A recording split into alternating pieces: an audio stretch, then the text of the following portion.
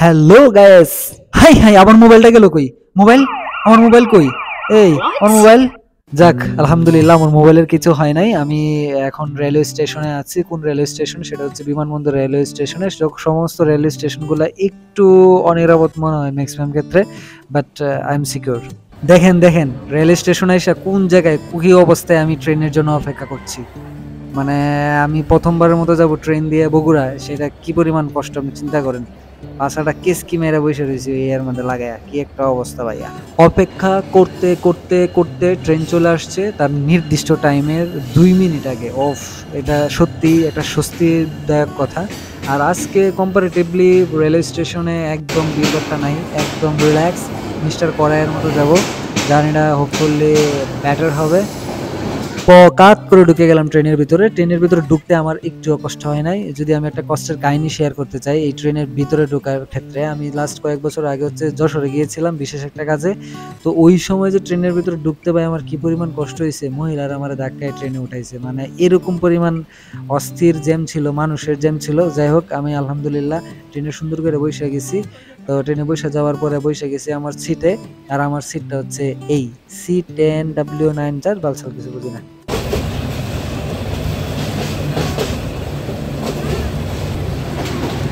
তো মোবাইল দিয়ে ভিডিও করতেছিলাম, তো একজনে বললো যে এই মিয়া মোবাইল কিন্তু ঠাস কইরা কত কইরা পকাত করে নিয়ে যাইবে, তো মোবাইল সাবধান। তো আমার মনে হইলো যে না, এটা খুব সঠিক কথা বলছেন, কারণ বিভিন্ন ভিডিওতে দেখি যে ফট করে ঠাস করে টান মেরে মোবাইলটা নিয়ে যায়। তাহলে মোবাইলটা একটু সাবধানে রাইখা ভিডিও করবো, সতর্ক হয়ে গেলাম। কারণ এরকম ঘটনা আমি নিজেও অনেক দেখেছি। এয়ারপোর্ট পার হতে না হতেই মানে মনে হচ্ছে যে গ্রামে ঢুকে গেছি, বাট আমরা কিন্তু এখনো ঢাকা শহরের ভেতরেই আছি। মানে এমন কেন, মানে দেখেন, মানে মনে হচ্ছে যে গ্রামের ভেতর, বাট নো।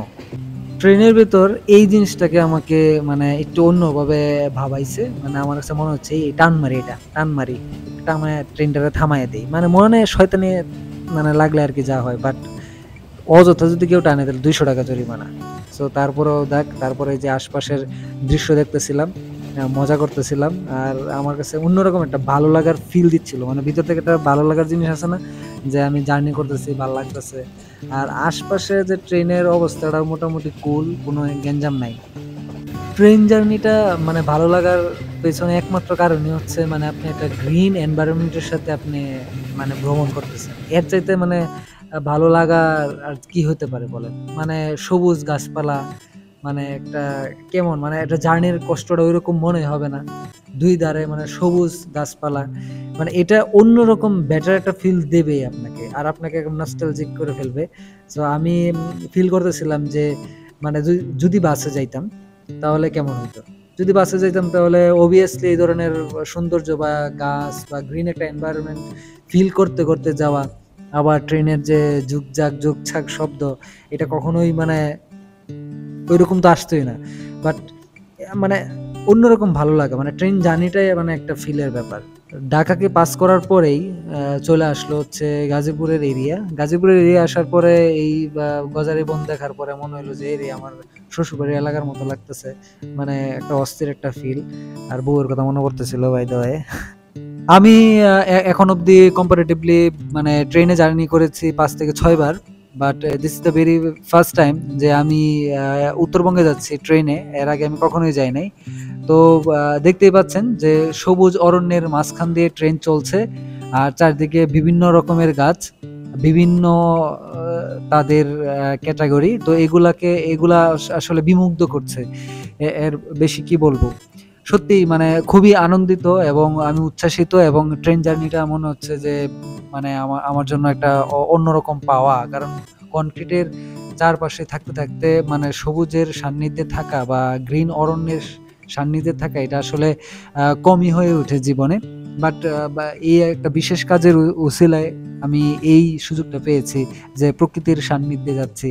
যেদিকেই চোখ যাচ্ছে সেই দিকেই দেখতে পাচ্ছি হচ্ছে পাকা ধান ক্ষেত। কিছু ধান ক্ষেত একদম পুরোপুরি পেকে গেছে, এগুলো একদম কাটার উপক্রম। আর কিছু ধান ক্ষেত আছে যেগুলা এখনো পাকেনি পুরোপুরি।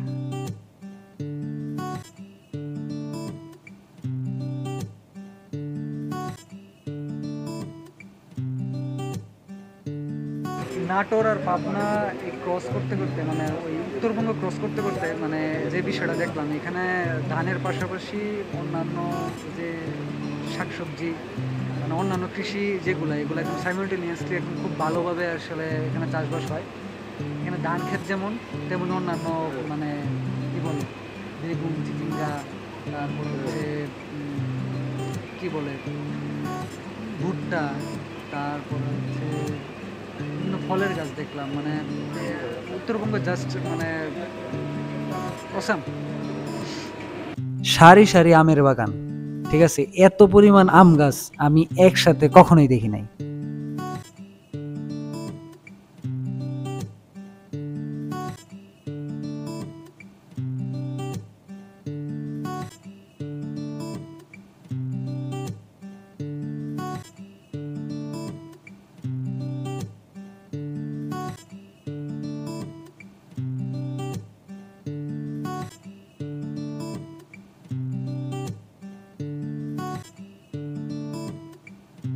প্রায় ১৫০ বছরের পুরনো একটা রেলওয়ে স্টেশন দেখলাম।